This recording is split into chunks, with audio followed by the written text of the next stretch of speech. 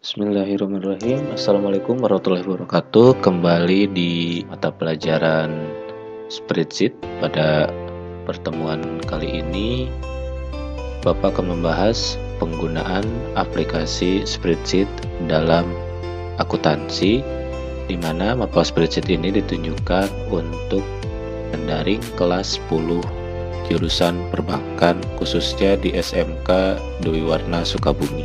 Pada bab pertama ini kita akan mempelajari bagaimana mempersiapkan komputer dan paket program pengolah angka.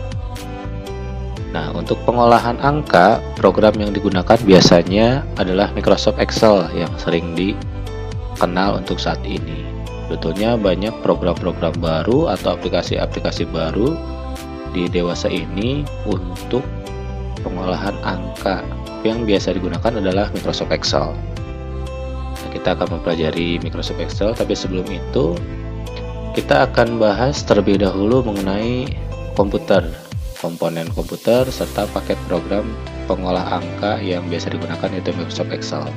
Jadi meskipun kalian jurusan perbankan, perlu diketahui perangkat yang kalian gunakan untuk menjalankan aplikasi Microsoft Excel tersebut adalah komputer. Nah, jadi apa itu sih komputer? Ya, kita lihat di sini. Nah, pengertian komputer, kata komputer berasal dari bahasa Latin, yaitu computare, atau dalam bahasa Inggris adalah to compute, yang berarti menghitung. Akan tetapi, dengan berkembang pesatnya teknologi, informasi dan komunikasi, pekerjaan menghitung hanya menjadi salah satu bagian dari proses pengolahan data untuk menghasilkan sebuah informasi. Nah, definisi komputer dapat juga disebut sebagai sistem komputer. Nah, sistem komputer terdiri atas 3 komponen, yaitu adanya hardware atau perangkat keras, software perangkat lunak, dan brainware atau pengguna. Dalam artian brainware di sini adalah kita sebagai manusia yang mengoperasikan komputer. Nah, ilustrasinya seperti ini. Ya, ilustrasi hardware, software, dan brainware. Nah, hardware atau perangkat keras atau dalam pengertiannya adalah perangkat yang bisa disentuh. Contoh di sini adalah monitor. Tidak hanya monitor, di komputer juga ada mouse, adanya keyboard, ada motherboard, RAM, dan sebagainya yang bisa dikategorikan sebagai hardware. Nah, pada komputer sendiri juga ada yang namanya alat input, alat proses, dan alat output. Nah, itu biasanya dijelaskan lebih detailnya di pelajaran teknik komputer dan jaringan. Nah, tadi mengenai hardware adalah perangkat yang bisa dirasakan atau perangkat yang bisa dipegang, sedangkan software atau perangkat lunak adalah perangkat yang hanya bisa kita operasikan. Contoh di sini adalah Windows. Ya, jadi kalau kalian menggunakan komputer pasti akan menggunakan aplikasi yang dinamakan Windows. Ya, kalau di smartphone banyak aplikasi yang digunakan, contoh Google Play Store, ya, atau aplikasi-aplikasi lainnya yang sering digunakan dan tidak bisa disentuh. Nah, itu yang dinamakan dengan software. Sedangkan brainware adalah kita sendiri atau user, manusia itu sendiri yang mengoperasikan kedua istilah hardware dan software tadi. Baik, kita lanjut.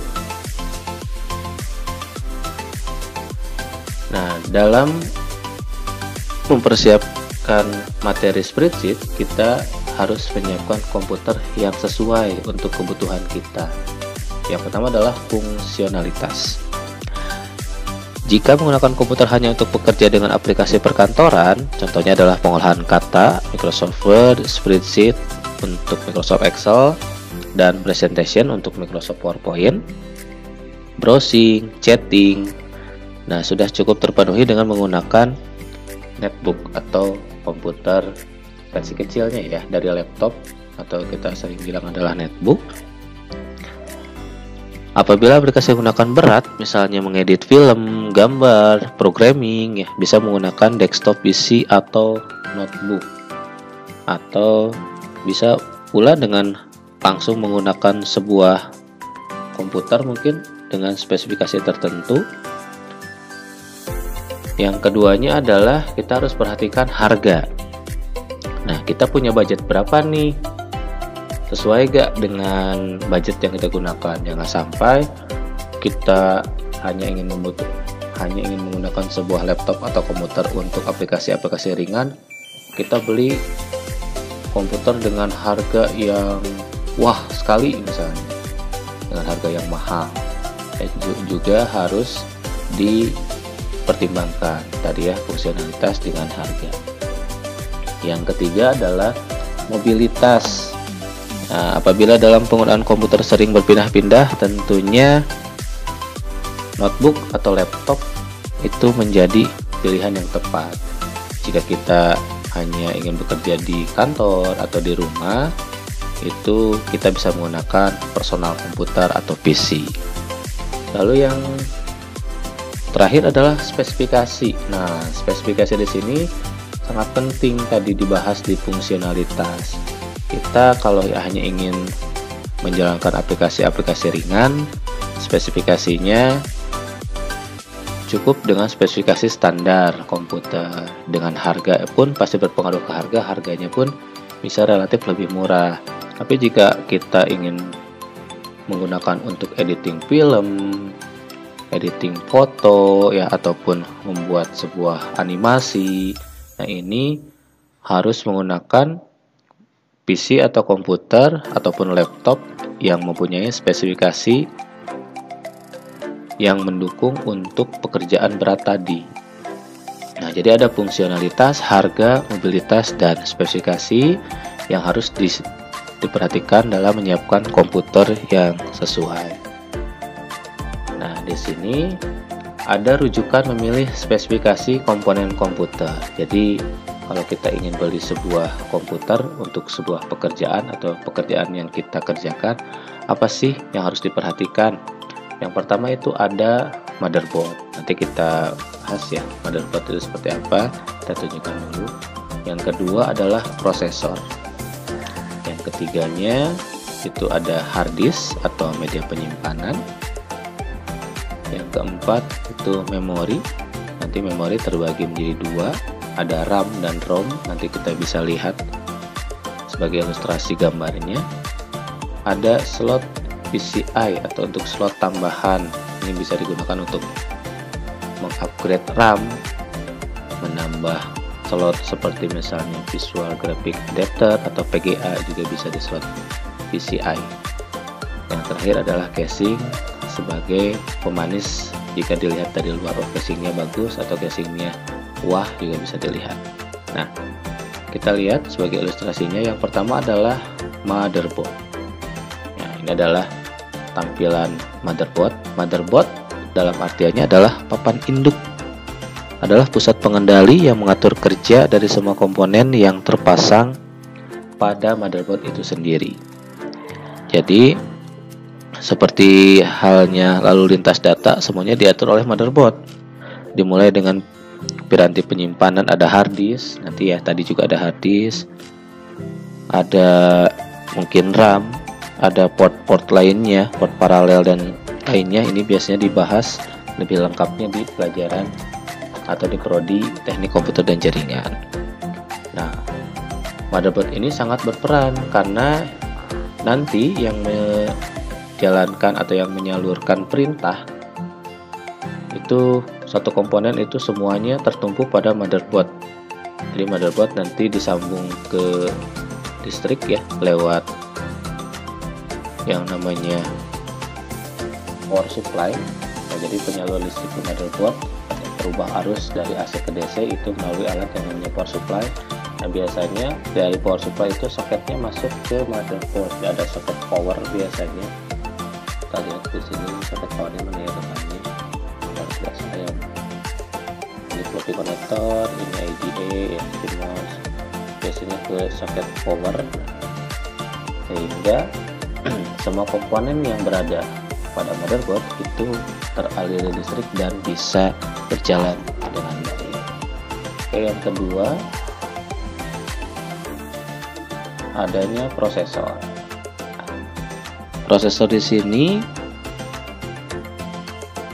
merupakan, kalau kita dibilang untuk manusia, adalah otak komputer, atau kita sering gunakan istilah chipset atau prosesor.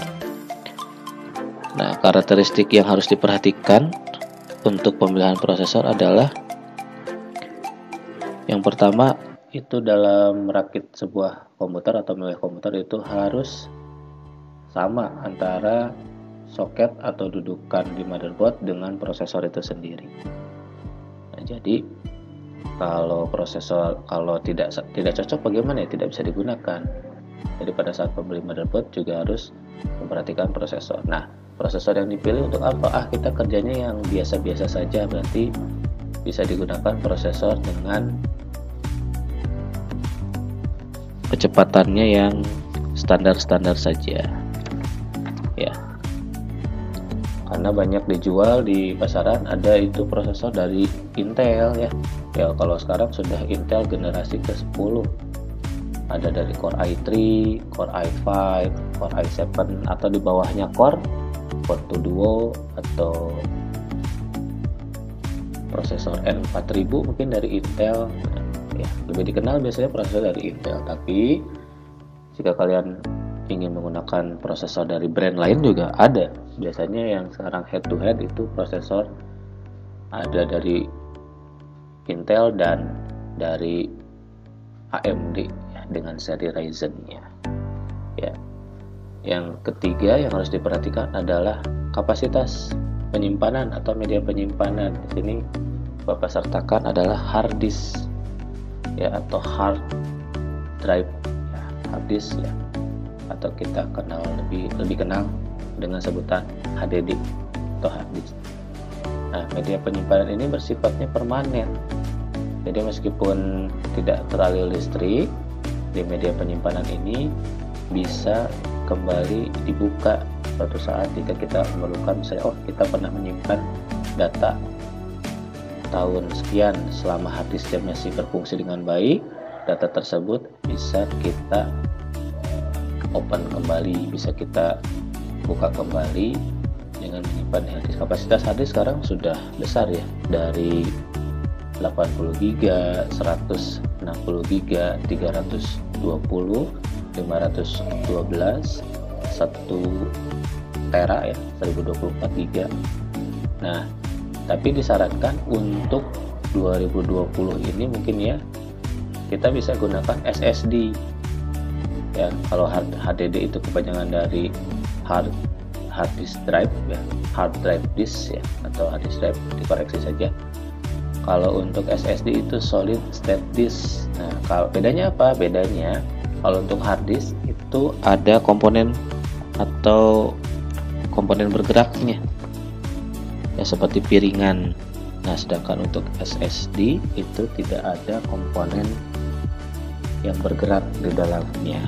Nah, bentuknya seperti slot RAM yang nanti kita bahas di nomor 4. Yang baik, hard disk sebagai penyimpanan, kita akan menyimpan data sebanyak apapun tergantung dari kapasitas penyimpanan hard disk nantinya. Oke, selanjut ke nomor 4. Ini ada memori.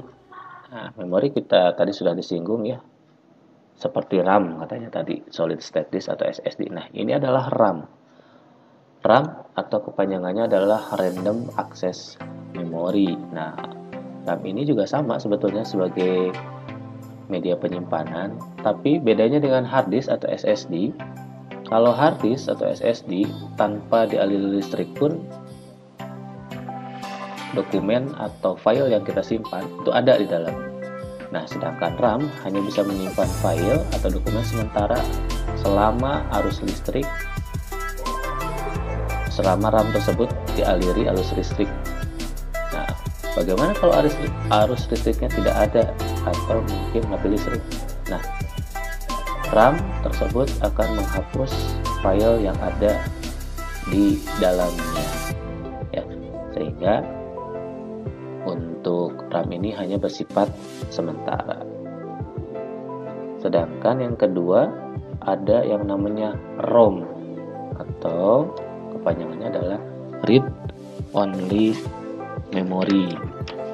Nah, pada ROM adalah jenis memori yang isinya tidak hilang ketika tidak mendapat aliran listrik, dan pada awalnya isinya hanya bisa dibaca saja, jadi tidak bisa ditulis, atau kalau istilahnya kita ada istilah write dan read ya, karena namanya read only memory. Kalau RAM teraliri listrik bisa menyimpan data, tidak teraliri listrik datanya terhapus. Sedangkan ROM masih bisa menyimpan data meskipun tidak teraliri listrik, tapi hanya bersifat dibaca saja ya, tidak bisa ditulis atau dirubah. Kalau hard disk itu bisa menyimpan data meskipun tidak teraliri listrik, bisa dibaca dan bisa ditulis kembali atau diedit biasanya dan disimpan kembali ke hard disk tersebut. Lalu selanjutnya nomor 5 itu ada slot PCI. Nah, slot PCI di sini ada PCI slot ya. Ini ada PCI slot. Nah, ini difungsikan untuk menambah beberapa komponen. Contoh, kita ingin tampilan layarnya itu lebih bagus, berarti kita harus menambahkan yang namanya ada VGA atau Visual Graphic Adapter, kartu VGA card kita tambahkan di sana ya, di slot PCI tersebut.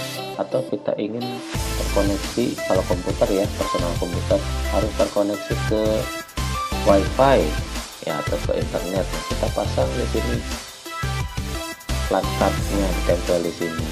Nah, jadi perlu diperhatikan juga beberapa slot PCI tersebut. Nah, ada beberapa motherboard yang memiliki PCI cukup ya, ada juga sekarang motherboard yang PCI-nya hanya sedikit karena sudah modern, mungkin motherboardnya lebih dikembangkan sehingga dedicated atau ada langsung di motherboardnya tanpa harus menambahkan beberapa komponen di slot PCI. Yang terakhir adalah casing. Nah, casing ini adalah untuk